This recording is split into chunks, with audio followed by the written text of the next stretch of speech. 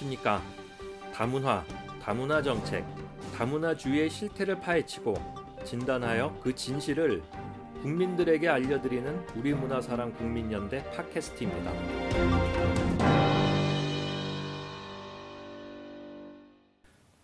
우리 문사연 팟캐스트 방송, 다문화 공정에 태클을 걸고 있는 우리 대한민국의 유일한 방송입니다.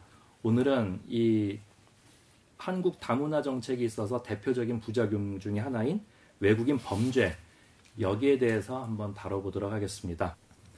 오늘의 주제는 그 한국의 다문화 정책의 대표적인 부작용 중에 하나인 외국인 범죄, 이 문제인데요. 외국인 범죄가 계속 증가하고 있어요. 그런데 외국인 범죄 증가의 원인이 한국인의 제노포비아 성향 때문이다. 그러니까 외국인 차별 때문이다. 라는 견해가 있습니다. 그러니까 일부 언론에서도 외국인 범죄 문제를 계속 다룰 때마다 꼭 말미에 이거를 붙여요. 예, 그리고 인권단체에서도 보면은 우리나라에서 일하고 있는 외국인 노동자들이 얼마나 험하고 힘이 들겠니? 예, 한국인들이 걸핏하면 인종차별, 국적차별.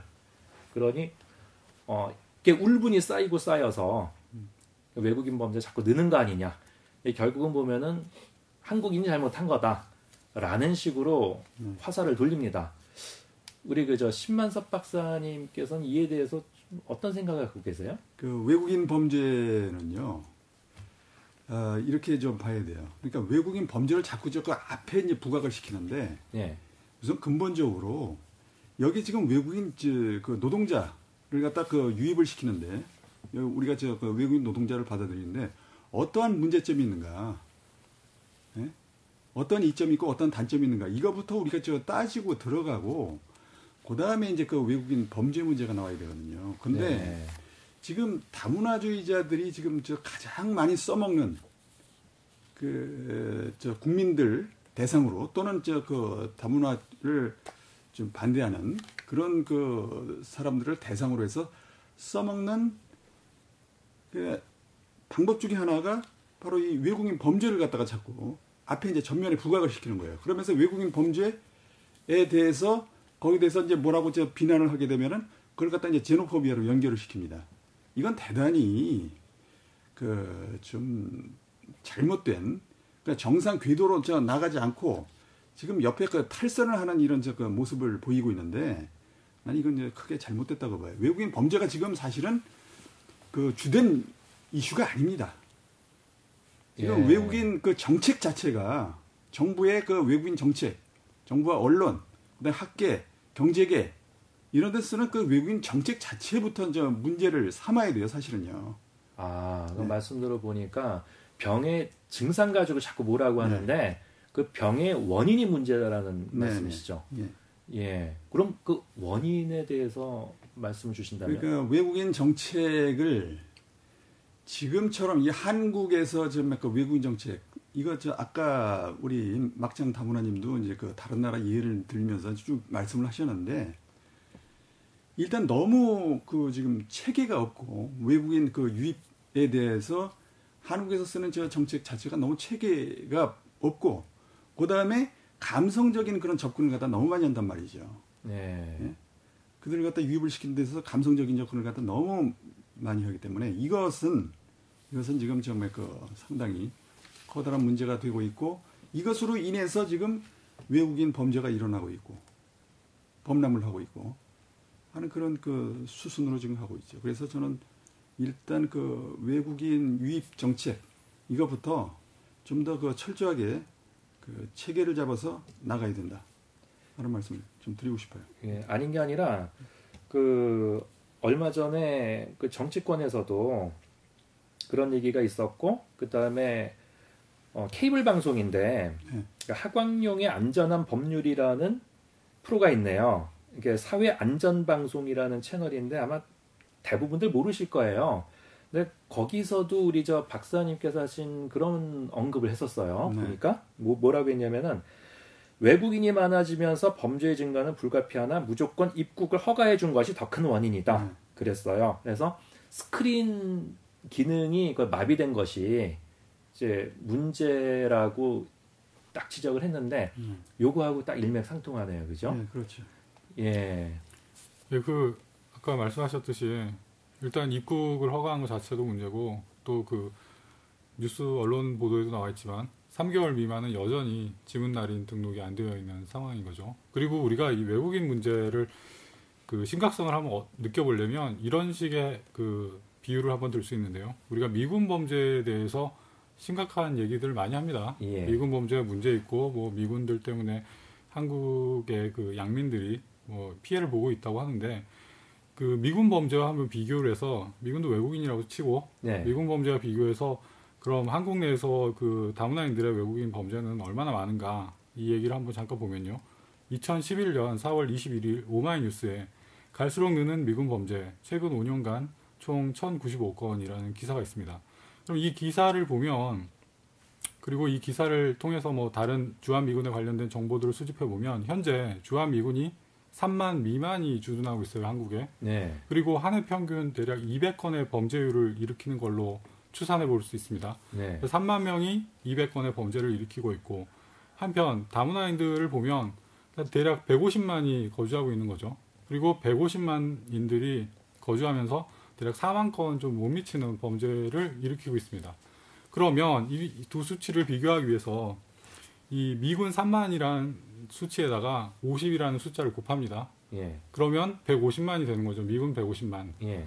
그리고 미군 범죄 200건에다가 역시 50이라는 숫자를 곱하면 미군 150만이 1000건의 범죄를 일으킨다라고 예. 이제 비교하기 위한 수치를 만들어 본 거죠. 예. 그러면 다문화인들은 150만이고 한 해 4만 건의 범죄를 일으키고 있고 미군은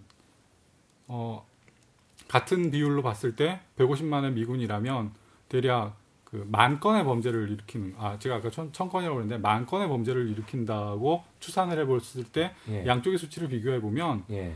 다문화인들의 범죄가 미군보다도 4배가 많은 거죠. 예. 또 굉장히 신선한 이렇게 발상이네. 그렇죠. 이렇게 생각해 보면 우리가 미군 범죄에 대해서 굉장히 흥분하고 뭐 미군 범죄 대책 시민 단체들도 많고 하지만 예. 이런 근데 미군은 통제가 되는 집단이에요. 게다가 예. 뭔가 문제가 터지면 사령관이 나와서 사과한단 말입니다. 예. 그런데 이런 미군에 대해서 흥분하는 한국인들이 예. 이들보다 4배 이상의 범죄를 저지르고 지문도 확보되지 못하고 예. 사고를 치면 어떻게 수습할 방법이 없는 이런 그 다문화인들의 범죄에 대해서 우리가 너무 무신경하다는 거죠. 이야, 아니 지금 이 말씀을 해주신 분이 여름님이신데 미처 소개를 못 해드렸는데, 근데 이 말씀을 들어보니까 확 와닿네요. 예, 그렇습니다. 예. 이게 미군은 3만이고 연간 범죄 200건 얼마 안 된다 이렇게 생각하지만 이 비율을 다문화인들의 150만까지 확대시켜가지고 상호 교차 비교를 해보면 다문화인들이 미군보다 4배는 훨씬 더 많은, 그리고 또 이 뉴스에도 나오지만 다문화인들의 강력범죄 비율이 한국인들보다 높습니다. 그래서 이런 그 강력범죄 비율이 높고 미군보다도 더한 그 범죄를 저지르는 어떤 단체 150만, 이 150만의 수치는 또 강원도 도민 인구와도 같고 예. 충청북도 도민 인구와도 같은 어떤 이런 하나의 우리가 갖고 있는 이 수치들을 그냥 피상적으로 생각하는 게 아니라 우리 현실에 집어넣어 보면 이 사람들이, 그리고 이 사람들이 차지하는 수치의 비율이 전혀 나와 상관없는 일이 아니고 어마어마하구나, 이런 실감을 해볼 수 있을 것 같습니다. 아유, 감사합니다. 아주 그냥 요약 정리 확실하시네요. 아니, 여름님께서 아주 너무 좋은 지적을 해주셨는데 거기에 이어서 저도 잠깐 준비한 거 말씀을 드리자면은 국회 안전행정위 소속 유승우 새누리당 의원이 요런 이제 그 경찰청 조사 자료를 발표를 했네요. 지금 우리 국내 외국인 범죄들 중에서 전과 1범 이상의 전과자들이 굉장히 많다. 예. 그래서 지금 범죄자 24,379명 중에서 전과자가 11.7%인 2,873명. 예. 좀 이렇게 나와 있는데, 한편 보면은 전과자들이 계속 우리나라에 외국인 신분으로서 머물 수가 있는 것인가. 좀 이상하네요. 좀 보니까. 추방당하지 않고 있다라는 것도 좀 이상하고, 그 다음에 외국인 범죄도 계속 지금 증가하고 있단 말이에요. 그러니까 아까 말씀하신 대로 가지 흉악 범죄, 네. 5대 범죄를 저지른 외국인들 숫자가 지금 계속 좀 증가하고 있는데 인터넷 한번 쳐보세요. 외국인 5대 범죄 이런 식으로 쳐보시게 되면은 바로 실시간으로 보실 수가 있는데 대부분 우리 국민들이 모르시고 심지어는 어떤 얘기가 나오냐면은 혹시 이 질문에 대답을 해주실 수 있는 분이 계실지 모르겠는데 내국인 범죄율이 외국인 범죄율보다 훨 높다. 어떻게 보십니까? 그런 이거? 얘기를 그 다문화주의자들이 이제 그 외국인 범죄에 대해서 자꾸 국민들이 이제 불평을 제기를 하면은 그런 식으로 이제 자꾸 답변을 해야 되는데 그건 참 어이가 없는 일이죠. 이건 논리에도 닿지도 않는 얘기입니다. 그러니까 뭐 외국인 범죄율이 자국민 범죄율보다 낮다. 범죄율은 어떻습니까? 범죄율은 오히려 더 높죠? 외국인 범죄율이 지금 보면은 강력 범죄율이 더 높고 예. 그 일반적인 그냥 범죄율은 한국인들의 이 범죄율에 포함되는 게 그냥 잡범들까지도 전부 수치에 포함되는 거죠. 그래서 네. 전체적으로 봤을 때는 이제 뭐 한국인들의 수치가 좀 더 높을 수 있지만 강력 범죄, 5대 범죄 이 비율이 외국인들이 훨씬 더 높게 나타나고 있는 거죠. 그렇죠. 김혜성 씨가 김혜성 목사가 이렇게 얘기했네요. 외국인 범죄에 대해서 아무런 근거 없이 범죄가 급증하고 흉포와 조직화되고 있다는 보도를 자제해야 한다. 경찰청에 따르면 지난해 이거는 지금 2012년도 기사인데 2012년도 지금 동아일보 기사인데 기사가 아니라 그 동아일보의 칼럼인데 김혜성 목사의 칼럼. 경찰청에 따르면 지난해 한국인 10만 명당 강폭력 범죄 발생은 676건인 반면 외국인은 120명이었다. 한국인보다 외국인 범죄 발생률이 크게 낮다. 물론 몇 년 전보다 외국인이 늘어 범죄 건수도 증가한 것은 사실이다. 그러나 외국인이 한국인에게 저지르는 범죄보다 한국인이 외국인에게 저지르는 범죄가 훨씬 많다는 사실도 기억해야 한다. 자, 이런 식으로 지금 강변을 하고 있단 말이죠. 그런데 이런 식으로 비교를 하게 되면 안 되죠. 외국인의 그 범죄와 한국인의 범죄는 그걸 똑같이 여기다 넣고 같이 섞어가지고 비교를 하면 어떻게 됩니까? 외국인은 그야말로 외국인이에요. 한국인이 아니지 않습니까? 여기에 들어오는 것부터가 외국인들이 여기에 들어온 것부터가 사실은 자연인으로서 한국 국민으로서 들어온 건 아니라는 얘기죠. 그들은 외국인의 신분으로 해서 여기에 머무는 것, 일치 머무르는 사람입니다. 그럼 어떻게 자국민하고 이거 똑같이 비교를 합니까? 그리고 이건 주권 문제예요. 그렇죠. 예, 주권 문제란 말이죠. 외국인의 그 범죄를 갖다가 여기에 그 한국인의 범죄와 똑같이 맞춘다는 것 자체가 이거 우린 주권을 갖다가 주권 개념을 갖다가 훼손을 시키는 얘기죠. 근데 이게 안 되죠. 그렇게 되면. 아닌 게 아니라 조금 전에 여름님도 그런 말씀하셨고 굉장히 중요한 지적이에요. 이게 얼핏 보면 논리상 맞는 것 같단 말이에요. 근데 그 박사님 말씀 맞다니 이걸 논리로 따질 수 있는 것인가? 그러니까 이 나라에서 태어나서 죽을 때까지 사는 한국인들하고 잠깐 거쳐가는 외국인들하고 당연히 어디가 더 범죄율이 낮아야 합니까?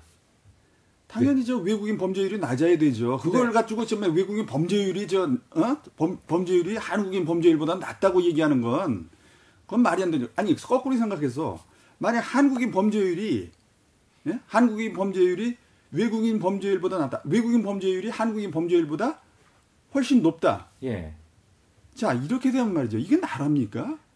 그렇죠. 예, 그게 나라예요. 외국인 범죄율이 만약에 한국인 범죄율보다 훨씬 높다면은 그게 나라냐고요. 그러게 말입니다. 예? 여기서 지금 강변하는 건 이 사람들이 지금 강변을 하는 것은 외국인 범죄율이 한국인 범죄율보다 낮다는 얘기예요. 거꾸로 얘기해서 그럼 외국인 범죄율이 높으면 한국인 범죄율보다 높으면은 그건 나라가 아니죠 이미요. 그건 그러니까 이런 식으로 비교하는 자체가 잘못됐다는 거예요. 예. 예? 그리고 또 그 숫자도 적지 않아요. 150만. 네. 150만 외국인들이 그 정부나 인권단체에서 얘기하기로 다문화인 150만인데 그 범죄율이 내국인보다 더 높다. 그게 이제 간판 내려야겠죠. 그렇게 되면. 그럼요. 그렇게 되면 국난이죠, 국난. 예, 그렇게 되면 그건 나라가 아니죠 이미요. 예. 예. 그리고 보면은 참 이 논리 오류라는 게 지금 보면은 요런 통계가 좀 있는데요. 아까 여름님께서 말씀하셨다시피 한국인의 범죄율이라는 건 온갖 잡범들이 다 들어있어요. 사실 그런 측면에서 보자면 저도 범법을 좀 저질렀죠. 그렇죠. 예비군 뭐 하나 잘못해도 그냥 그 예비군까지는 아니지만 이제 딱지도 뗀 적도 있고 저도 저 운전 그렇죠. 네. 근데 그 통계를 보면요, 온갖 잡범들, 그러니까 교통 관련, 그 다음에 뭐 별별 아주 사소한 경범죄 다 들어가 있어요. 근데 어느 그 네티즌이 그런 걸 쓴 겁니다. 도대체 외국인들이, 외국인 노동자들이 이런 사람들이 여기서 차 소지할 일이 뭐가 있냐는 얘기예요. 뭐 대포차를 얘기하는 거냐. 예. 그게 아니라면은 그런 범죄는 애초에 외국인들은 해당 사항이 없는 거예요. 근데 내국인들은 요즘에 한 가정에 뭐 차 2대, 3대 가진 집들도 있잖아요. 좀 있으신 분들은. 그러면은 1년에 건건이 좀 과태료 좀 물고 그 딱지 좀 뗐다라고 하면 이게 다 범죄로 들어가는 거예요. 네. 그러니 이거 다 포함해서 한국인들의 범죄율이 3.58%다. 이렇게 때려버리는 겁니다. 그러니까 말도 안 되죠. 그런데 강력범죄, 그러니까 뭐 5대 범죄라고 하는데 여기에 해당되는 경우로 보면은 가해자가 외국인인 경우가 22,543명이랍니다. 예. 그리고 2010년 기준인데 그 외국인 수에 대입해 보면은 그 외국인 범죄율이, 그러니까 5대 강력 범죄율이 1.78%가 나와요. 1.78%가 나오는데 궁금하시면 직접 인터넷 찾아서 두들겨 보시면 돼요. 특히 이권 단체에 계신 분들. 그리고 한국인 같은 경우에는 인구로 따지게 되면은 그 한국인들의 5대 강력범죄로 환산해가지고 인구 비율로 따지니까 0.5%다. 이렇게 나와버리네. 이게 참 숫자의 장난이고 논리의 오류입니다. 이거 진짜. 그리고 그 외국인들은 그 지문 날인이 이미 시작된 줄 알고 계시겠지만 아까도 말씀드렸듯이 3개월 미만의 사람들은 여전히 지문 날인이 안 되고 있고 예. 말하자면 중국에서 히트맨이 와가지고 사건 치고 그냥 튀면 되는 거예요. 이런 거는 뭐 또 역시 뭐 검거되지 않으면 외국인 범죄에 포함되지 않는 거겠죠.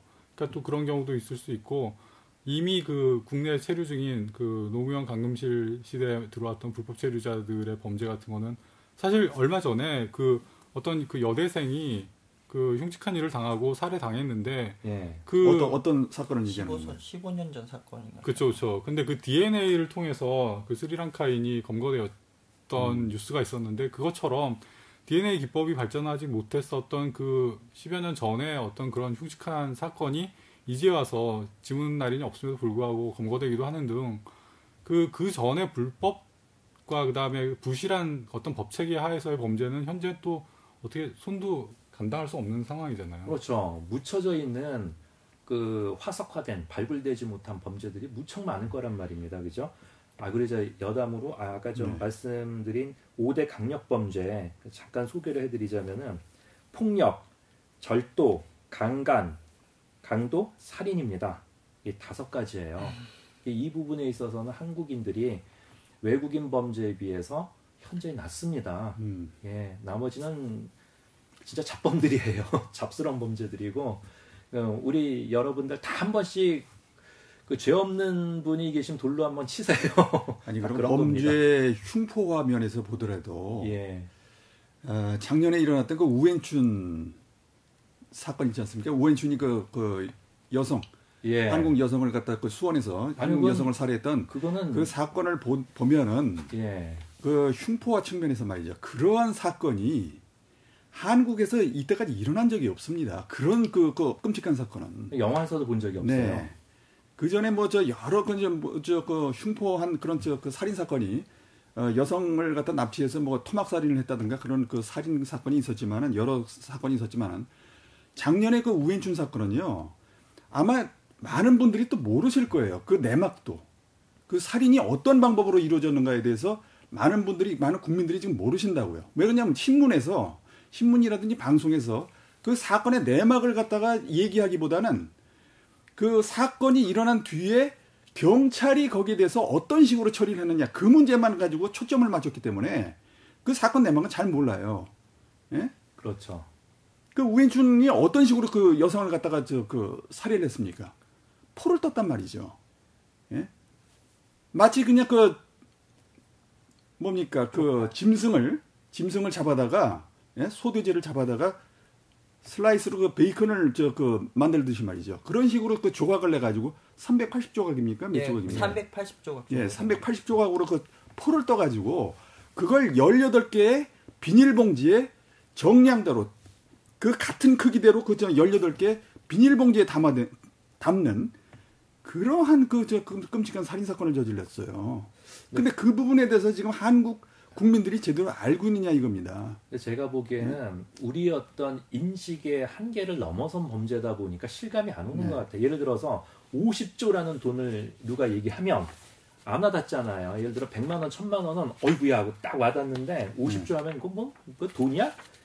이런 생각이 드는 거하고 비슷한 경우가 아닌가. 그리고 우엔춘 사건 말씀을 주셨는데 그 1심 재판이었나요? 거기서 판사가 인육 사건이 의심된다라고 분명히 판결을 했는데 묻혀버렸어요. 그래서 우리 그 단체에서도 그때 민주당 의원, 그 전병헌 의원한테도 이런 그 문제 제기를 한번 했었죠. 근데 그 전병헌 의원이 이걸 재수사를 촉구한다고 했었어요. 그런데 문제는 검찰에다가 내지는 재판부에다가 요청한 게 아니고 경찰에다가서 재수사 촉구를 했단 말입니다. 저희가 봤을 때는 야 이거는 안 될 거다 제대로. 왜냐하면 핀트가 어긋났거든. 이미 기소가 돼가지고 재판장에 가 있는 사건인데 검사나 판사 쪽에 대고 사법부에다 대고 얘기를 했었어야지. 재심리를 해달라. 이미 수사를 다 마치고 검찰에 보내버린 경찰 붙들고 이거는 아니다 싶었는데 묻히더라고 결국은. 예, 아주 가슴 아픈 일이죠. 지금 이 문제는요 언제고 다시 끄집어내서 확실하게 규명을 해야 한다라고 봅니다. 정말. 그러면 제가 말이 나와서 하는 건데 우엔춘 사건 이후에 그 우엔춘이 결국에는 무기징역 당했죠. 무기징역으로 지금 선고가 됐어요. 최종적으로. 무기징역을 당했는데 지금 있는 곳이 천안교도소라는 외국인 교도소라는데 거기가 어떻습니까? 그 천안교도소 맞나요? 지금 천안교도소에 있는 게 맞나요? 아니 그렇게 얘기는 들었어요. 근데 가서 제 면회를 못 해봤기 때문에 뭐라 말씀 못 드리겠지만 천안 외국인 교도소는 아니라고 지금 내가 보도에 나온 걸 봤거든요. 아니면 천안교도소가 아니면은 뭐 더 좋은 데 있다는 얘기인지. 일단 그건 아닌 것 같고 천안교도소가 지금 천안 외국인 교도소가 지금 외국인 교도소 중에서는 제일 지금 좋은 교도소로 지금 알려져 있으니까 거기 자리가 있나요? 그러니까 꽉꽉 찼을 것 같은데 느낌에. 그거는 좀 아닌 것 같아요. 이 현재.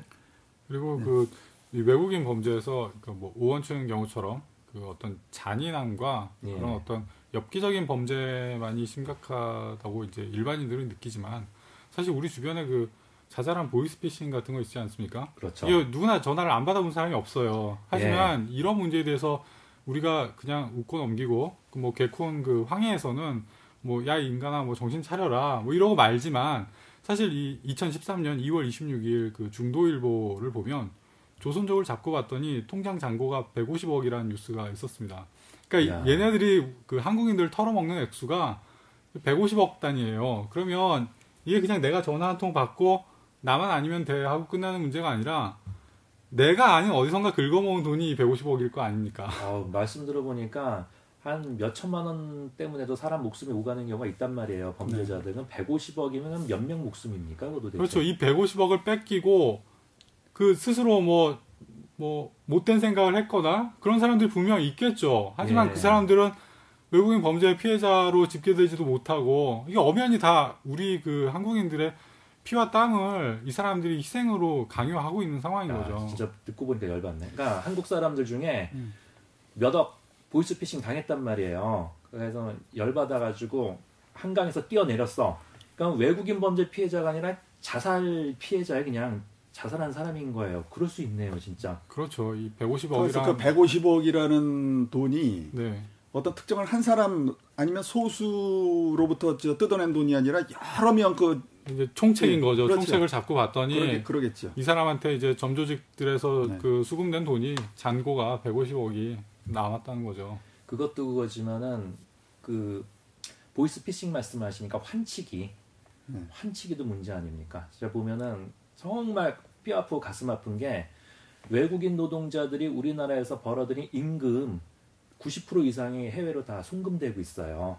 공식 통계는 10조라고 2010년도인가요? 그때 통계로 나와 있는데 인터넷에 떠도는 소문에 의하면 30조가량 된다라는 말이 있어요. 근데 환치기 때문에 이게 가능하다는 얘기입니다. 정식으로 은행을 통해 가지고 송금이 되면 통계 잡히는데 국내에서 뭐 폭력 조직한테 외국 현지 폭력 조직한테 그 원화를 그대로 맡기면 그 외국 자기 나라 현지에서 거기에 해당하는 만큼의 돈을 수수료 떼고 주는 거겠죠. 이게 환치기 수법인데 이것까지 감안하면은 이렇게 해서 검은 조직을 통해 새어나가는 돈까지 감안하면 30조 가까이 된다. 그러니까 해외로 유출되는 그렇죠. 지금 돈이 1년에 예. 1년에 이제 30조 가량이 된다. 그러니까 이게 보면은요. 우리나라 서민 경제가 이렇게 돈이 안 들고 힘든 이유가요. 이런 데도 있는 거예요. 이게 30조 말이 30조죠. 이거 어마어마한 돈이거든요. 근데 이제 중요한 거는 그 30조라는 돈도 이제 중요하지만은 그걸로 해서 이제 그 뭐 지금 자국민들이 상대적으로 이제 힘들어진다 하는 그런 문제보다는 더 중요한 게 뭐냐면은 국가에서 정부에서 이것을 갖다가 제대로 컨트롤을 못 한다는 얘기입니다. 아까 그 150억 얘기 나왔잖아요. 예. 그 보이스피싱 그 주범이 그 두목이 이제 그 총책이 전부 거둬들인 돈이 150억이다. 그 일반 사람들은 거기서 그 대상으로 해서 뜯긴 사람들, 뜯긴 우리 그 한국민들은 그걸 갖다 어떻게 어디다 하소연해도 제대로 검거도 안 되고, 그 다음에 일개 개개인들이 이런 문제를 갖다가 전부 심각하게 받아들일 수가 없어요. 일개 개개 국민들은. 그렇죠. 이게 네? 지금 황해 때문에 네. 이 150억 가진 사람들이 김 뜯어먹고 있는 줄 아는데 이게 아닙니다. 이게 뉴스에 얼마 나왔지만 그 조선족 그 흑사회 그 두목이 얼마 전에 강남에서 검거되기도 했었잖아요. 근데 이 흑사회라는 조직이 무슨 어떤 뭐 서방파, 양은이파 이런 조직이 아니라 그냥 흑사회라는 그게 헤이셔회라고 해가지고 호적이 없는 사람들이라는 거죠. 그러니까 말 그대로 존재 자체가 유령과 같은 그런 사람들이 한국에서도 자유롭게 활동하고, 그런 현실을 한국은 이런 치안 상황에서 한 사람 한 사람을 유령과 한국인들을 공존시키는 무슨 엽기적인 그런 사회를 맞이하고 있는 것 같습니다. 그러니까 아까도 얘기했지만 이 국민들이 이런 문제를 갖다 해결할 수가 없단 말이죠. 국민들은 그렇죠. 개개인들을 좀 약간 낫게기 때문에 이것을 갖다가 해결할 수 있는 것은 누구냐? 바로 정부입니다. 정부와 그다음에 정당, 정치인들, 국회와 그다음에 언론들이 이런 여론을 갖다 조성을 해줘야 되고, 그렇게 이런 문제들이 해결이 되거든요. 이걸 일개 국민들은 뜯기면 뜯기는 대로, 당하면 당하는 대로 그걸로 끝나는 거예요. 그러게 말입니다. 네, 그들이 뭐 정말 나서가지고 무슨 그 경찰 노릇을 하겠습니까? 아니면 정부처럼 좀 나서가지고 자기네들이 무슨 관리를 하겠습니까? 통제를 하겠습니까? 그런 능력이 없잖아요. 그럼 그걸 해줄 수 있는 건 정부와 언론과 그다음에 그걸 실천을 해주는 경찰력, 제도적으로 뒷받침을. 네, 경찰력. 이것이 해줄 수 있는 거죠. 이런 그 부분에서 해줄 수 있는 거죠. 그런데 그 부분이 지금 전혀 지금 기능을 못 하고 있다는 얘기죠. 그렇죠. 그러니까 우리 지금 그 여름님이 말씀하신 제도적으로 이 문제를 해결해주지 못하면은 우리 국민들이 할 수 있는 길은 딱 두 가지예요. 영화 테이큰에 나오는 리암 니슨처럼 직접 그냥 팔 걷어붙이고 나서서 까부시든가 아니면 우리 조선족 동포들이나 이런 분들처럼 칼 차고 다니든가, 이거 아니면 안 되죠. 그래서 아까 내가 서두에도 말씀드렸지만은 지금 외국인 범죄에 있어서 중요한 문제는 외국인 범죄 자체보다도 이 외국인 정책이라는 거예요. 국가에서 지금 어떤 외국인 정책을 갖다 펴야 되는가. 이게 중요한 문제라는 거죠. 근데 자꾸 이것을 갖다가 지금 따로 띄워놓고 외국인 범죄만 자꾸 부각을 시키니까 그 외국인 범죄에 대해서 누가 자꾸 얘기를 합니까? 외국인 범죄를 갖다가 너무 부각시킨다고 비판하는 쪽이 누구냐고요. 바로 다문화주의자들이에요. 그렇죠. 그다음에 인권 말하는 사람들이고. 이게 한편으로는 외국인 범죄하기 좋은 나라가 된 거죠. 네. 내가 걸려도 지문이나 나를 추적할 근거가 없고, 그리고 뭐 사소한 범죄 같은 거 저질러도 한국 사람 나빠요 하면 끝이고, 나는 항상 불쌍하고 탄압받는 인권이고, 이게 외국인이 참 범죄하기 좋은 나라가 된 듯한 느낌이죠. 그러니까 이런 시스템 하에서 자꾸 외국인 범죄 어쩌고저쩌고 얘기해봐야 소용이 없다는 얘기죠. 근본적으로 정책부터 외국인 정책을 갖다가 정부에서 다시 그 틀을 갖다 다시 짜야 된다는 얘기죠. 말씀 들어보니까 처음에 서두에 외국인 범죄가 자꾸 느는 것이 외국인 혐오 때문인가, 이 질문이 좀 의미가 없네요. 그러니까요. 의미가 없는 거고요. 외국인 범죄에 대해서 외국인 범죄에 대해서 이 다문화 반대주의자들이 자꾸 여기에 대해서 좀 강조를 한다, 부각을 시킨다, 그다음에 거기에 대해서 비난을 한다. 이런 식으로 얘기하는 것 자체가 그들이 이 외국인 범죄를 비난하는 건 이퀄 제노포비아. 이걸로 귀결을 시키기 위한 그런 방안으로 쓰고 있는 거예요. 아주 사악하고 못된 인간들이라는 네. 생각이 드는 것이 지금 이 외국인 범죄 때문에 이 서민들이 시달리고 시름에 잠겨 있는데 그 위로하고 해법을 제시하긴커녕 오히려 니들이 그래서 외국인을 혐오해가지고 더 그런 날 불난집에 부채질을 하고 있는 셈이네요. 그러니까 지금 그 작년에 우엔춘 사건이 일어난 후에도 그 끔찍한 범죄 사건이 일어난 후에 우리 여론을 갖다가 그 언론과 그다음에 정부에서 어떤 식으로 몰아갔습니까? 자, 외국인 그 범죄, 우엔춘 사건과 그다음에 영등포 그 살해 사건, 영등포에서 있었던 살해 사건 그것 때문에 외국인에 대한 혐오감이 계속해서 증가한다. 한국민들의 외국인의 혐오감이 증가한다. 그래서 정부에서 그것을 갖다가 야, 이건 외국인 혐오, 이건 안 된다 하는 식으로 해서 오히려 그 국민 여론을 갖다가 누르는 그런 지시를 했어요. 당시에 김황식 국무총리가 그런 지시를 하고 내렸습니다. 그 외국인 범죄에 대한 그 외국인 범죄로 인해서 제노포비아가 증가한다. 자, 그 제노포비아가 증가하는 것을 갖다 막아야 된다. 하는 식의 그런 식의 그 발언을 하면서 훈령을 내리는. 머리가 나쁘네요. 그 양반. 그러니까 역설적으로 얘기하면은 외국인 범죄 이퀄 외국인. 자기들이 그렇게 생각하는 거 아닌가요? 어떻게 보면? 그 2003년도에 동아일보에 보면 이용훈 전 대법관이 나와서 그 좌담했던 기사가 제가 이제 앞서도 말씀드렸지만 그 외국인 범죄 보도에 신중하자라는 취지의 좌담회를 해서 그 내용이 기사에 실린 적이 있습니다. 그게 2003년이고 거기에 포함된 사람이 그 전 대법관이었다는 거죠. 예. 그러니까 말하자면 법을 집행하는 사람들 자체가 외국인 범죄에 신중하자라는 게 무엇인가요? 그냥 있는 그대로를 보도하는 게 아니라 그 외국인들에 대한 우리 한국인들의 그 어떤 심리적인 상태를 조절하고 있는 거죠. 자체 검열을 시키는 거죠. 그렇죠. 예. 거기에 대해서 마구 읊어대면 너는 신중하지 못한 사람뿐만 아니라 이제 제노포비아로 이제 결국 낙인 찍어버리는 거죠. 그러니까 난 참 대단히 유감스러운 게 한국의 그 다문화주의자들이 자꾸 외국인 범죄에 대해서 뭐라고 얘기를 하면은 그걸 이제 막바로 이제 그 제노포비아로 연결시키는 거예요. 이거는 바로 그들이 마치 그냥 퇴마사의 역할을 하는. 예. 무슨 악령을 갖다 쫓는 퇴마사의 역할을 좀 자처하는 그런 그 모습으로 보인단 말이죠. 이게 참 그런 주술적인 그런 모습을 보이는 것에 대해서 난 참 대단히 기가 막히게 생각합니다. 여기 지금 보세요. 예. 지금 외국인 노동자에 의한 잔혹한 살인 사건에 대해서 우엔춘 사건 난 직후예요. 살인 사건에 대해서 국민 반응에 대해 정부는 진상에 대한 명확한 조사 지시 대신 국민을 혼내고 질척하는 발언을 이렇게 하고 있다. 김황식 국무총리는 제5차 다문화가족 정책위원회를 주재한 자리에서 다문화 외국인에 대한 부정적 인식과 차별은 사회의 다양성과 사회 통합을 저해한다며 이는 글로벌 세계화 시대에 역행하는 것으로 우리 사회에 뿌리내려서는 안 되는 일종의 사회 병리 현상이라고 이런 식으로 지적하면서 질타했다. 자, 이게 도대체 말이 됩니까? 다른 나라 같으면요. 저도 그 프랑스에 있어봤지만은 이런 사건이 일어나면 먼저 그 사건을 갖다 규명하고 그다음에 언론이 엄청나게 크게 떠듭니다. 이 사건에 대해서. 그렇죠.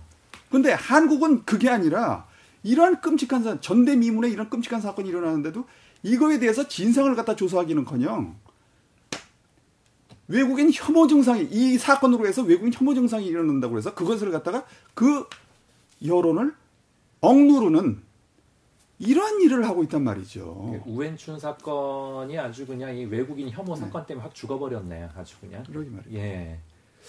야, 근데 조금 전에 우리 그 여름님께서도 그렇고 언급하신 부분, 이게 노무현 대통령 때 이제 강금실 전 법무장관이 지문날인 폐지를 시켰단 말이에요. 한국인은 10손가락 지문 다 찍게 하고 외국님들은 폐지를 시켰어요. 그 바람에 2004년부터 2008년간 외국인 입국자 4.36%, 그리고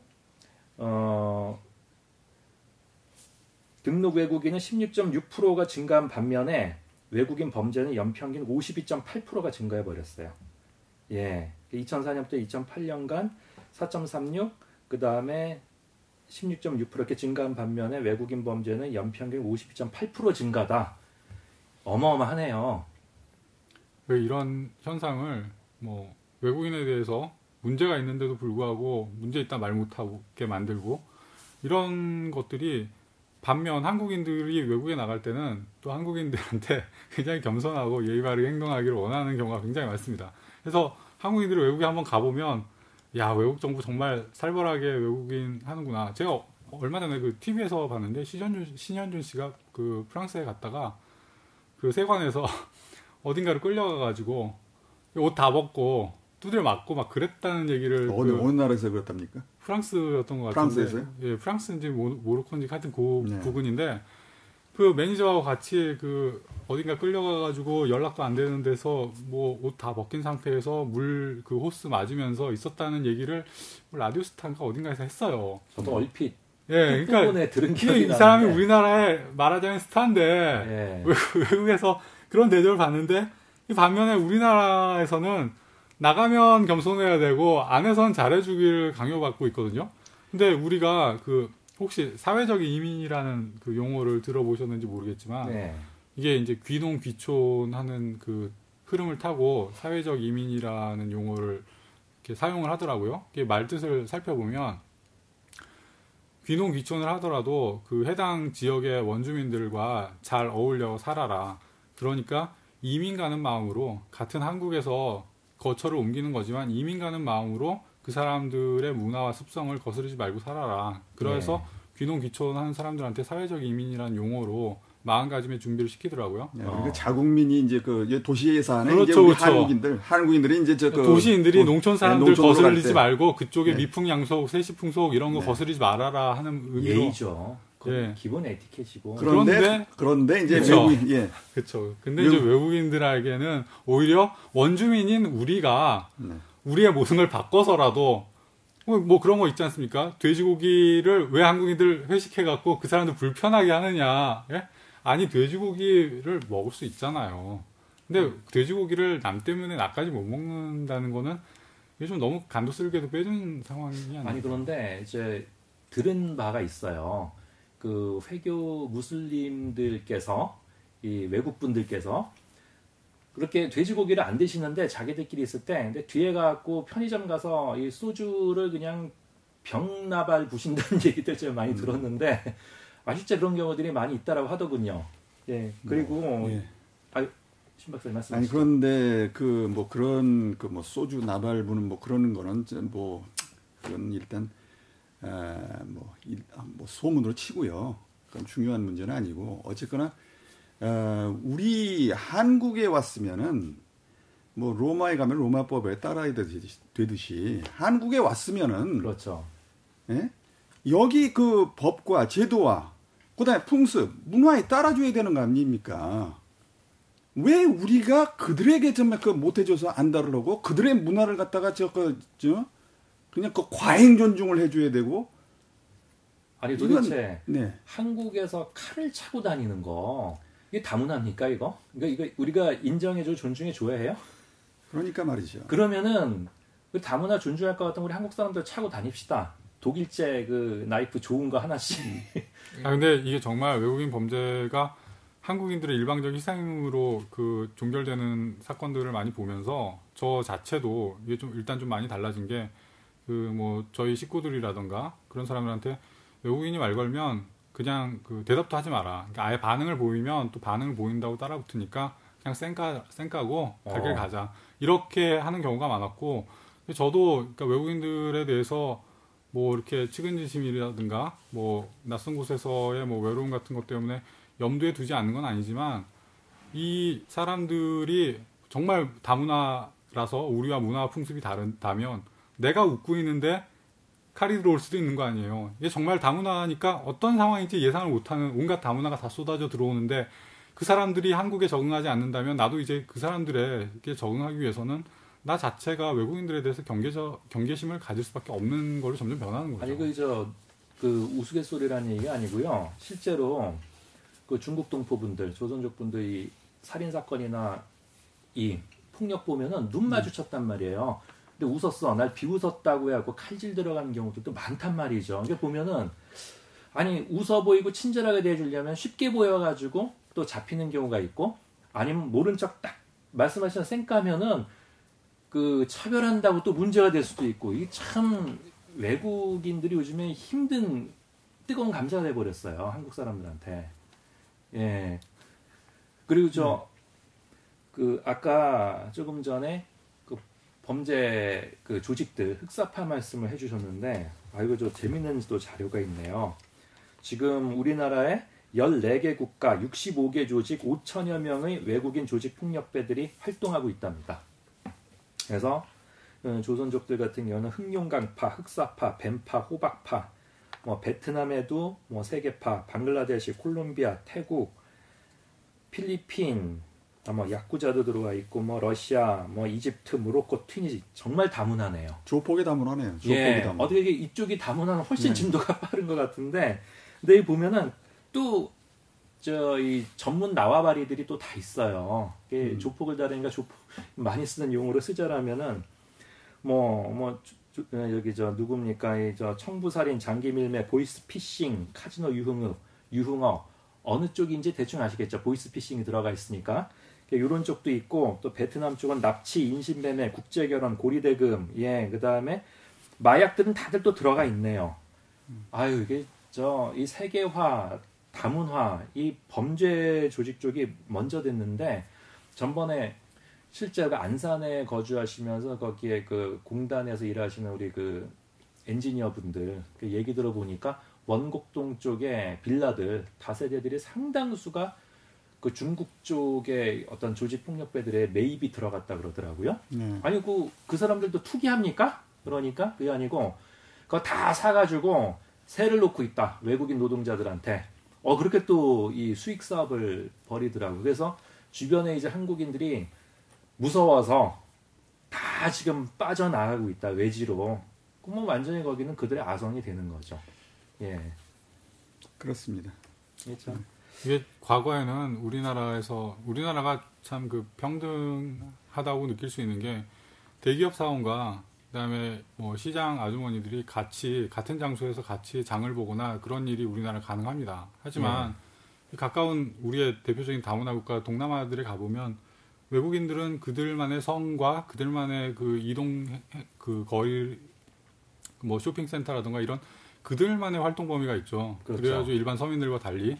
그래서 이런 식으로 그 외국인 범죄가 생기고, 그다음에 외국인들만의 커뮤니티가 생기고, 또 외국인들이 한국인들과 그 따로 놀게 되면 한국인들과 이제 또 한국인들 사이에서도 빈부격차가 생기고 이렇게 되다 보면 제 생각에는 이 한국 지도층들이 원하는 최종적인 결과물이 외국처럼 한국도 그 상류층은 따로 그들만의 성 안에서 그들만의 그 어떤 커뮤니티를 이루면서 일반적인 한국인들과 그 분리되어서 살기를 바라는 게 아닌가 그런 생각을 들 때가 좀 있어요. 좀 돌직구인데 그런 나라라면은 뭐 어떤 나라를 가깝게는 필리핀 같은 경우에는 뭐 모든 곳에 시큐리티들이 총을 들고 있고 그렇죠. 그리고 또 뭐 사실 미국 같은 경우도 보시면 아시겠지만 이 빈민가가 따로 있고 그다음에 일반적인 사람들이 거주하는 지역이 따로 있잖아요. 그렇죠. 그래서 이렇게 서로 뭐 업타운, 다운타운 이런 식으로 나누기도 하고 그러니까 서로 간에 그렇게 완전히 별개의 세상을 살아가도 전혀 문제될 게 없는 그런 것들을 우리의 상류층들이 지도층들이 배우고 있는 게 아닌가. 그 돼가고 있네요, 우리나라도. 사실 그렇죠? 이미 돼가고 있죠. 타워 팰리스 같은 경우에도 아무나 침입 못하게 그게 그렇죠. 성벽을 그렇죠. 두르고 있잖아요. 사실 과거에 우리나라 아파트들은 지금처럼 벽이 높지 않았는데 요즘 이제 지어진 아파트들을 보면 자신들만의 뭐 그 아파트 브랜드를 사용해 가지고 아주 꽁꽁 숨어서 살고 있죠. 그래서 그들은 외국인 범죄에서 안전하고 또한 이제 일반 서민들은 외국인들과 어울려 살다 보면 피해를 보고 하지만 그 사람들은 실감을 못 하고 그래서 다문화 좋다고 계속 뭐 감성팔이를 하고 있고 이런 게 악순환이 되다 보면 한국인들도 이제 좀 깨닫게 되지 않을까. 근데 문제가 되는 게 진짜 정확한 지적이신 게 구로동, 가리봉동, 대림, 그 다음에 수원 이런 지역들, 안산 이런 지역들이 뭐냐면은 직장이 일거리가 많은 지역들이에요. 그래서 주로 서민들이 그곳에 기거하면서 그러니까 직주 근접이죠. 기거하면서 직장 생활들을 하는 그런 위치들이란 말이죠. 근데 여기에 또 대부분 외국인들 집단 주거 지역이 또 겹치고 있어요. 그리고 신문 다 보시면 돼요. 인터넷 검색해 보시면 아시다시피 이쪽에서의 범죄가 굉장히 증가하고 있단 말입니다. 그러면은 우리 서민들은 먹고 살기 위해서 그 가까운 곳에 거주하면서 범죄에 다 노출이 되고 있는 거예요. 우리 아이들이. 그런데 예를 들어서 뭐 타워팰리스라든지 요번에 그 헬기 충돌 사고 난 그 아이파크 어딥니까 거기 참 동네 그런 쪽에 계신 분들은 재택근무하셔도 될 거예요. 뭐 매일같이 출근 안 하셔도 될지 어떨지 모르겠는데 하여간에 그러니까 서민들이 가장 큰 피해자란 말이죠. 외국인 범죄에 있어서. 근데 그래서 이렇게 뭐 조용한 건지 모르겠는데 인터넷에 보면 어떤 분들은 이렇게 댓글로 그렇게 달아요. 강남 한복판에서 한번 난리가 한번 터져야 한다. 이런 댓글들이 굉장히 많습니다. 그렇죠. 이 다문화 그 뭐 노동자 인권 보호 불법 체류 합법화라는 집회를 삼성 본사 앞에서 사실 삼성에서 그 이민 1,000만 이민을 수입하자고 언급하기도 했고 그랬기 때문에 이 불법 체류자들 합법화 그런 시위를 삼성 본사 앞에서 한다면 비로소 뭔가 좀 느낌이 오지 않을까 그런 생각을 한번 해봅니다. 근데 또 얘기하는 중에 여담인데 죄송한데 이게 또 이런 견적이 있네요. 이게 좀 재밌는 섬찟한 견적인데 8절단 250만 원, 다리절단 500만 원, 청부살인 1,000만 원. 어디서 나온 얘기입니까? 연변 흑사파에서 이 내부적으로 운영하고 있는 내부 지침이라는데요. 이 사실 여부는 모르겠는데 일단은 기사에는 떴었어요. 섬찟하네. 장기 밀매하고도 좀 관계가 있을 수도 있잖아요. 근데 사실 저희가 아직 언급은 안 했지만은 실종 문제. 아니 만약에 영화가 현실을 반영한다고 치면 사실 이미 영화에서는 그런 뭐 장기 밀매 그다음에 뭐 이병헌 나왔던 그 달콤한 인생 같은 경우에는 부산에 가서 러시아 쪽에서 권총을 구입하죠. 그렇죠. 그리고 이제 또 이병헌이 혼자 방에서 등을 껐다 켰다 하는데 동남아 애들이 갑자기 이제 습격하는 씬이 나온단 말이에요. 그러니까 이런 식으로 영화가 현실을 반영한다면 이미 뭐 장기밀매, 임창정 그 공모자들 그렇죠. 그런 영화도 있었고 상당히 많은 곳에서 그리고 뭐 그 원빈이 나왔던 아저씨에도 보면 외국인들이 있고 영화가 현실을 반영한다면 이미 우리 곁에 그 범죄 가능성이 굉장히 높은 외국인들이 상당수 밀접하게 자리 잡고 있다는 거죠. 근데 지금 우리 시민들이 정말 영화야 그건 이렇게 착각들 하고 있는 거 아닌가 이거? 꼭 그렇게 물타기 하는 거 아닌가 모르겠어요. 근데 요즘 그 유흥가 가보면 이 그 서남아 계열의 용모를 가진 사람들이 유흥업소에서 상당히 많이 눈에 띕니다. 이제 현실적으로도 이미. 뭐 거기서 일하고 있는 사람이에요? 그렇죠. 일을 하고 있습니다. 일을 하고 있어요. 그러니까 그 정확한 업종은 모르겠지만 뭐 웨이터 같은 복장을 하고 있는 사람들도 있고 뭐 삐끼처럼 뭔가 그 나눠주고 아니면 설거지를 하든지 하여튼 뭔가 그런 유흥업소 쪽에 이미 일을 하고 있는 외국인들이 상당수가 있죠. 감히 추리를 해보자면은 그건 한국인 여성들을 타겟으로 한 겁니다. 그건 아시죠? 여기 있는 사람들은 압니다 그거를. 그러니까 일일이 다 얘기하면요. 그 여성 인권 단체에서 들고 일어나야 하는데 엉뚱한 데 들고 일어날 우리를만 갖고 뭐라고 합니다. 그래서 차마 말을 못 하겠는데 딱 이심점심이에요. 그러니까 한국인 여성들을 상대로 한 삐끼입니다. 그거는. 그렇죠. 안 봐도. 그리고 사실 굉장히 중요한 게 실종 문제. 실종 문제 크죠. 그리고 이거는 묻혀 있단 말입니다. 그리고 제가 듣기로는 가족 중에 실종이 생기면은 그 가족들이 죄책감을 심하게 느끼면서 트라우마에 빠진다 그러면서 이거를 어디 신고하고 적극적으로 파헤치기를 꺼린다 그럽니다. 왜냐하면은 우리가 잘못해서 아이를 잃었고 우리 식구를 잃었다. 그런 자책감 때문에 시간이 갈수록 대외적으로 공표하고 이 문제를 공개적으로 해결하기보다는 그냥 묻혀버리는 그런 경향들이 한국 사람들이 높다 그러네요. 그래서 드러나지 않은 실종 사고도 무지하게 많다. 그 실종자 통계가 나와 있나요? 그 1년 실종자 우리나라 지금 1년 실종자가 여성 실종자. 지금 보면은 지금 숫자가 굉장히 좀 심각해요. 보면은 전번에 그 우엔춘 같은 경우도 주변에서 153명, 그 이동 경로를 따라서 153명이 실종이 됐거든요. 그러니까 우엔춘 한 사람. 그 사람의 이동 우엔춘 경로에서 한 사람 이동 경로에 따라서 실종 153명이 실종이 됐다. 예, 이거 보면은 여기 이제 찾았네. 14세 미만 그리고 뭐 정신지체 아동 다 포함해서 2012년 말 기준으로 18,259명이 실종됐어요. 2012년 말 그 1년. 이 중 약 2%인 329명이 영구 실종. 아이들이 그렇습니다. 아이들. 예. 아이들 해서 나온 말인데 그리고 여기 보면은 전체 우리 한국인 실종자는 9만이 넘어요. 1년에. 예, 1년에 9만 2천 얼마예요. 예, 9만 2천 얼마. 지금 그 저희가 조금 이따 이제 찾게 되면은 또 뭐 말씀드리겠지만 앞 숫자는 이제 정확히 기억하면서 9만 2천 명. 근데 이거는 이거 엄청나네. 국난이에요, 국난. 예. 자, 아까 뭐 아이들 얘기. 예, 아이들 해서 나온 말인데 예전에 그 대림동 시장에서 인육한 사건이 있었지 않습니까? 예, 그렇죠. 인육한 사건이 있을 때 되게 인육한이 만들어지는 게 어린이, 영아, 네. 그런 태아죠. 예, 태아를 상대로 하고 있고 또 영아를 가지고도 또 장기 밀매라든가 뭐 그런 또 인육이라든가 그런 걸 한다는 이야기를 들었거든요. 그렇다면 이번에 그 지금 통계 나와 있는 사건에 있어서도 어느 정도 관련은 있지 않은지 좀 의심이 드는데요.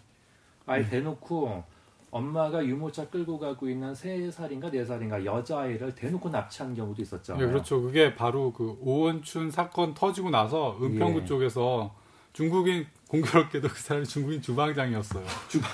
이게 무슨 일인지 모르겠지만 하여튼 완전 신용문 객잔이에요. 신용문 아니 객잔. 정말 공교롭게 아니 즉석식품입니까? 오원춘 사건 터지고 바로 그 은평구에서 아이를 납치하려던 중국인이 잡혔는데 그 사람이 이제 주방장이었다. 근데 그 이후에 이제 뭐 아이가 귀여워서 뭐 그랬다 뭐 이런 식의 뭐 변명거리들이 흘러나왔는데 그 이후의 결과는 이제 모르겠지만 참 그런 그 문제가 충분히 오원춘 사건 하나로도 이슈화가 될 수 있는데 그냥 단발로 끝나고 말았죠. 네, 근데 하여튼 그 문제까지는 너무 좀 약간 좀 비약하는 것 같고 어쨌거나 그 근거는 없으니까 지금. 예. 근데 인터넷에서 보면은 그 조선족이라든가 중국인 가정부를 둔 그 집안에서 애들이 사라진다, 납치된다거나 납치돼가지고 그 유모랑 같이 사라져버린다는 그런 글들이 자꾸 올라오거든요. 그러니까 그런 글들이 있으면은 그걸 근거를 한번 찾아가지고 확실하게 우리가 규명을 하는 쪽으로 그렇게 나가야 될 것 같고 여기서 그 추측성 그렇죠. 발언은 조금 좀 자제를 하는 것이 좋을 것 같아요. 예. 근데 그런 부분들도 사실 규명이 됐으면 좋겠지만서도 일단 뭐 규명하는 데까지 시간이 걸리잖아요. 네. 근데 규명이고 자수할 것 없이 바로 뭐 그 이튿날이든 당일이든 인터넷 뉴스에다 뜨지 않습니까? 그건 사실이 아닌 걸로 판명이 났다. 네. 유언비어 이런 식으로 해서 외국인 혐오를 조장한다. 이런 식으로 그냥 딱 마무리 지어버린단 말이죠. 그렇죠. 그것도 사실 어떻게 보면 근거가 없는 그냥 성급한 덮으려는 행동일 뿐인 경우가 많다는 거죠. 뭔가 이러이러해서 이런 결과로 우리가 뭐 했는데 아니었다라는 거를 합리적으로 보여주지는 않죠. 항상 보면 그냥 뭐 도시괴담 수준의 그런 것이다라고 발표하고 덮어버리는 경우가 많은데 현실에서는 여전히 누군가는 피해를 보고 있다는 게 사실인 거죠. 그렇죠. 여기 저 통계 찾았네요. 2010년도에 8만 320명이 실종됐고요. 2011년 9만 1000명, 2012년 9만 5,832명이 실종됐어요. 우리나라에서 내국인이. 이건 거의 뭐 전쟁이에요. 전쟁 수준이에요. 네, 정말 전쟁 수준이네요, 진짜. 자, 그런데 최근에 말이죠. 그 필리핀 태풍으로 지금 그 뭐 시끄럽지 않습니까? 그 필리핀 태풍으로 인한 사망 실종자 수가 7,400명이네요. 그거밖에 안 됐어요? 네, 그런데 여기 지금 그 7,400명 사망 실종자에 대해서 지금 한국에서 지금 난리를 떱니다. 네? 그렇죠.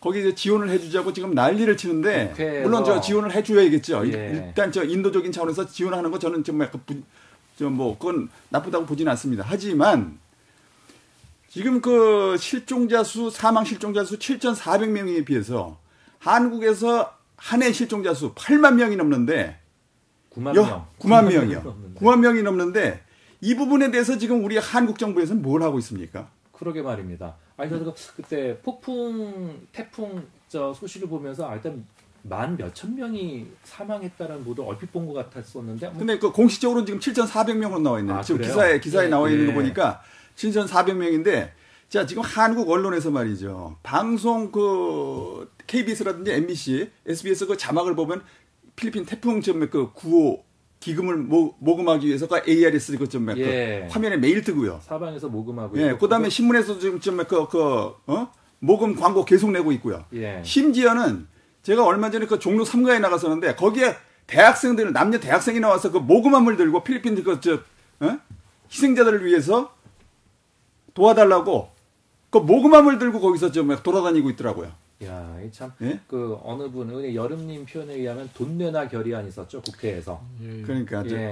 내 집안에서 말이죠. 내 집안에서 지금 자식들이 전부 행방불명되고 난리를 지금 치는 마당에 그 저 멀리 떨어져 있는 그 집안 말이죠. 그거 돌본다고 거기에 지금 온 가족이 지금 투입이 되는 거기에 신경을 쓰는 이런 지금 판이란 말이죠. 아니, 거기다 더 황당한 거는 그 조선일보 2013년 10월 30일자에 보면 코이카, 그러니까 말하자면 국제협력단이죠, 과거에.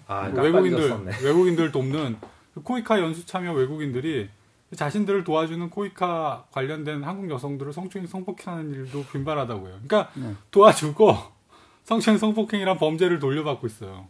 야, 이거 심각한 문제네. 그러니까 그 필리핀에 대해서 말이죠. 다시 한번 그 오해가 없도록 지금 말씀을 드리는데, 뭐 필리핀 그 수해 문제에 대해서 우리가 구호하는 거, 그건 해야 된다고 봅니다. 그럼요, 당연하죠. 네, 그건 해야 된다고 보는데, 반면 여기에 대해서 지금 엄청나게 지금 그 필리핀 그 피해에 대해서 태풍 피해에 대해서 엄청나게 얘기를 한 반면 자국민의 그 실종 사건에 대해서는 지금 정부라든가 언론에서 지금 뭘 하고 있는 거냐. 그걸 한번 대비를 해보자 이거죠.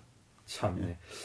저 중요한 말씀 해주셨는데 지금 보면은 그 외국인 범죄가 이렇게 갈수록 흉폭화되고 양적으로도 늘고 있는데도 불구하고 여기에 대한 정부의 대처라는 거는 좀 말이 안 나요. 지금 보면 외국인 범죄 전문 수사 인력이 태부족이에요. 예, 지금 현재 외사 경찰 수, 그러니까 외사과 경찰 수가 한 1,102명? 예. 근데 지금 이렇게 되는데 지금 외국인 인력은 다문화에는 150만 명이라 그러잖아요. 퍼센테이지로 따지면 0.073%네요. 예, 이거 좀 심한 것 같아요. 그리고 그나마 외사계가 아예 설치되지 않은 경찰서만 해도 뭐 26.4%가 된다. 그러니까 이거 거의 뭐 무방비라는 얘기고, 국내 언론은 우리 내국인만 지금 닥달하고 있죠. 그렇죠. 그죠? 참고 인내하라고. 그런 식이죠, 뭐 완전히. 응? 게다가 지금 내 외국인 범죄에 대한 이중 잣대도 좀 문제 아닌가? 이번에 그 몽골리아 뺑소니 사건도 그랬고, 그다음 조금 전에 코이카 말씀하셨는데 뺑소니 사건은 뭐 자동차 그 뺑소니 얘기하는 건가요? 예, 술 마시고, 예, 음주운전에다가 뺑소니에다가 그다음에 도주까지 했죠. 예, 그다음에 그다음 또 불법 유턴에다가 아직 걸릴 거 다 걸렸어요. 그러니까 온갖 잡범이라 하더라도 한국 사람들이 다 카운트 되는 거죠, 범죄로. 그렇죠. 네. 근데 어떻게 판결이 났습니까? 그냥 뭐 집행유예와 예. 벌금 그다음에 얼마인지는 모르지만 다문화 가정의 여성이라는 게 참작됐다. 뭐 이런. 왜 거기 다문화가? 이거 완전 특권 계층이야. 사실 이게 이런 뭐 비자 문제 같은 것만 해도 이게 참 저희가 가끔 이제 이런 얘기를 하다 보면 왜 동남아 애들만 욕하냐, 서양 애들은 범죄 안 저지르느냐, 뭐 이런 반응을 가끔 봐요. 근데 아까 이제 제가 말씀드렸듯이 미군 범죄보다도 일단 높은 그 다문화 범죄 비율이기도 하거니와 그 외국인들 같은 경우에 비자 문제로 불법 체류의 위기에 처하면 이 사람들 그냥 한국에서 뭉개고 있다고요. 하지만 그 서구에서 온 애들 보면 비자 문제로 외국에 나가야 될 일 있으면 그냥 나갔다 옵니다. 관광 삼아서 뭐 일본 한번 갔다 오거나 홍콩 한번 갔다 오거나 하면서 그래요. 예. 이 한국의 법 체계를 지키려고 굉장히 노력을 하고 있어요. 우리도 그래요. 뭐 외국에 나가. 예, 그렇죠. 우리도 뭐 어디 잠깐 갈 일 있으면 뭐 홍콩 잠깐 여행 삼아 갔다 오면서 그 해당 국가의 법 체계를 지켜주려고 하는데 반해서 이 외국인 노동자들은 뭐 그 돈이 아깝다는 거죠. 그래서 뭉개면서 불법 체류로 남으면서 한국인들의 그 뭐 자기네 도움을 안 준다 그런 얘기만 하고 있어요. 그러니까 한국의 어떤 법 체계를 지키려는 최소한의 그런 기본적인 마인드가 부족한 게 아닌가 싶습니다. 아니 근데 뭐 동남아인들 아니면 서남아인들을 갖다 지칭해서 특정 인들을 갖다 지칭해서 우리가 좀 비난하는 건 아니에요. 예, 물론 그렇죠. 아닙니다. 근데 이제 상대적으로 서양인들도 마찬가지. 예, 그렇죠. 뭐 유럽에서 온 사람들이라든지 그다음에 미국에서 온 사람들이라든지 우리 법 체계를 지키지 않으면 그건 당연히 비난받아야 마땅하고 그다음에 그들을 갖다 좀 여기서 범법을 저질렀으면은 재판에 회부해야 되는 게 마땅하고. 그렇죠. 네. 그런데 이제 보면 뭐 외국인 강사가 어떤 범죄를 저질렀다. 그러면 언론의 그 어떤 때리는 게 장난이 아니죠. 반면에 어떤 그 동남아 노동자가 성범죄를 저질렀다. 우리 알지도 못하고 지나가는 경우가 많고 알더라도 그냥 뭐 법원에서 뭐 유야무야하고 대부분 또 집행유예예요. 이게 뭐 한국에서 어떤 그 재벌들만이 가진 특권, 예? 집행유예 3년 뭐 이런 거 있잖아요. 이야, 이거를 외국인 노동자들 특히 이 서구권 외국인들은 또 나름대로 한국 언론들이 때리는데 이 한국 언론들이 동남아 쪽은 또 굉장히 감싸주는데 도대체 이 커넥션이 어디서 비롯되는 거죠? 나는 그렇게 생각하지 않습니다. 외국인 특히 그 서양권에서 온 사람들에 대해서 상당히 많이 좀 때린다. 네, 그렇죠. 일단 외국인 서양에서 온 사람들의 그 범죄에 대해서 우리 그 언론들이 많이 때린다. 나는 그렇게 생각하지 않아요. 그쪽에 대해서도 좀 상당히 감싸는 면이 많아요. 사실 영어 강사들이요. 영어 강사들 그 범죄라든지 그다음에 홍대 앞에서 저질렀는지 여러 가지 범죄들이 있는데 그런 범죄 사실들이 지금 나옵니까? 그래요. 거기 대부분 다 그 서양 사람들인데 홍대 앞이라든지 그다음에 영어 강사라든지 이런 사람들이 다 대부분 다 서양 사람들인데 그들에 대해서도 그들이 저지르는 범죄에 대해서도 지금 우리 그 언론에서 제대로 다루지 않습니다. 저는 그래서 동남아인이라든지 서양인이라든지 그 구별하지 않았으면 좋겠어요. 그리고 그걸 갖다가 자꾸 문제를 삼는 그 외국인 옹호자들 그것도 문제라고 봐요. 왜 그런 식으로 딱 구분을 지어가지고 마치 말이죠. 우리가 그런 쪽으로 그런 쪽에 범죄만을 특정 지역 사람들의 그 범죄만을 갖다가 우리가 지칭하는 걸로 그런 식으로 자꾸 몰아가는데 그건 아니에요 전혀. 예, 그렇죠. 네. 저희도 그러니까 보편적으로 외국인에 대해서 일관된 정책을 한국인과 동등하게 대하는 모습을 보고 싶다는 거죠. 사실은. 그렇죠. 참 보면은 개념 상실한 외국인 범죄 대처 방법이 참 많아요. 뭐 경찰청에서도 보면은 그 외국인 범죄 줄이는 방법으로 체류 외국인에게 운전면허를 수월하게 따게끔 지원해주겠다. 말이 됩니까 이게? 그 깊은 뜻을 잘 모르겠어요. 이게 보면은 경찰과 친근해지게끔 이런 말이 있는데 또 그리고 외국인 범죄 예방은 친해지기가 해답이다. 경남 도민일보에 아니 범죄하고 친해집니까? 아니 그 외국인 범죄 예방은 외국인과 경찰 내지는 뭐 내국인이 친해지는 게 정답이다 해가지고 이들한테 경찰들이 바자회 해가지고 물건 모아서 전달을 하고 이게 이해가 안 가는 게 무슨 얘기냐면은 결국은 외국인들을 잠재적인 범죄자로 인정하는 거예요. 이건 오히려 잘해준다라는 게 왜 그들에게 잘해줘? 뭐 죄진 거 아니잖아요. 이건 그렇죠. 문제가 되는 거 아니잖아요. 근데 그 외국인 커뮤니티에 대해서 이렇게 집단적으로 이런 식의 정책을 펼친다라는 건 오히려 역설적으로 니들은 범죄자 집단이니까 이렇게 달래야 한다. 이런 거를 내포하는 거죠. 얼마나 수가 얕습니까, 진짜 보면은. 참 언제 그 외국인 범죄에 대해서는 기회가 되면 한 번 더 했으면 좋겠어요. 아니요, 마지막으로 시간이 조금 나오면 마지막으로 내가 한마디만 더 할게요. 여기 지금 김혜성 목사가 동아일보 2012년 4월 19일자 칼럼을 썼는데요. 거기에 뭐라고 지금 되어 있느냐면 제목은 제노포비아 절대 안 됩니다. 자, 이런 제하에 지금 무슨 얘기가 있냐면 외국인 범죄를 예방할 수 있는 방안을 마련해야 한다. 그러니까 우엔춘 사건이 일어난 직후에 한국인들의 그 제노포비아 현상이 늘어남과 동시에 그 다음에 그 외국인 범죄에 대해서 어떤 경각심을 가지는 그런 차원에서 외국인 범죄를 예방할 수 있는 방안을 마련해야 되는데 첫째, 사회 안전망을 외국인에게도 가동하는 일이다. 우리는 한국 국민이 아니라는 이유로 이들을 외면하고 방치해왔다. 병이 들거나 일자리가 없어 돈이 떨어지면 어찌해야 하는지 불보듯 뻔한 일 아닌가. 둘째, 외국인들의 피해 구조를 강화하는 일이다. 이번 영등포 살인사건은 임금을 제대로 받지 못한 데서 비롯됐다. 임금체불과 산업재해, 사기와 폭행 등을 당했을 때 신속하게 문제를 해결해주는 인권도 보장해야 한다. 셋째, 외국인과 관련된 법과 제도를 정비하는 일이다. 예를 들어서 미등록 체류, 외국 여성은 성폭력을 당해도 신고조차 할 수 없다. 불법 체류자를 발견한 공무원은 출입국 관리사무소에 지체 없이 의무적으로 통보하도록 출입국 관리법에 규정하고 있기 때문이다. 이런 법은 마땅히 개정해야 하지만 당장 피해 외국인들의 문제를 해결하고 이후 통보하는 선조치 후 통보 방식을 도입해야 한다. 넷째, 외국인들에 대한 배려와 복지도 중요하지만 우선적으로 우리의 의식 변화가 필요하다.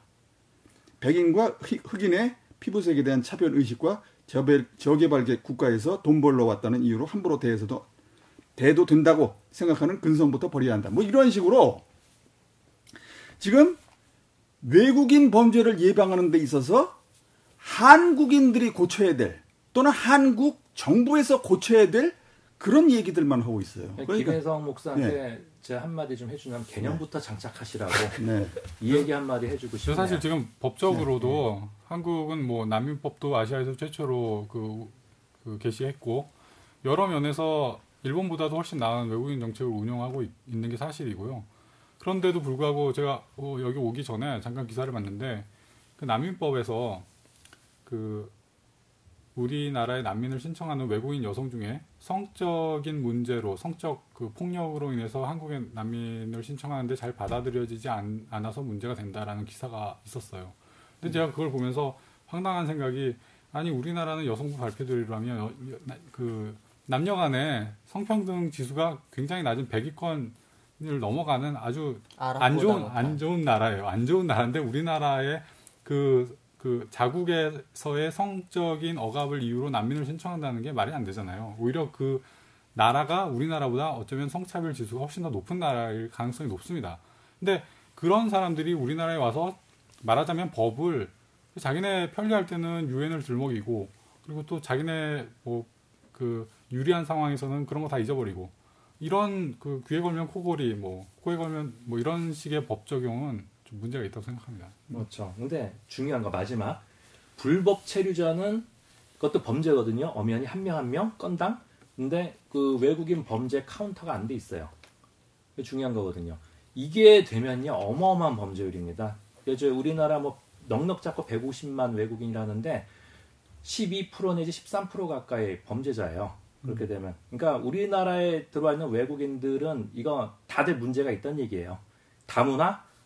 아유, 참 무시무시한 다문화입니다. 어떻게 보면. 다문화주의죠, 다문화주의. 예, 다문화주의. 무시무시한 다문화주의, 다문화 정책입니다. 예. 한번 언제 다시 이 주제를 가지고 더 심화된 그런 대화를 한번 나눴으면 싶습니다. 여기 참석해주신 패널 여러분 감사합니다. 예, 수고하셨습니다. 네, 감사합니다.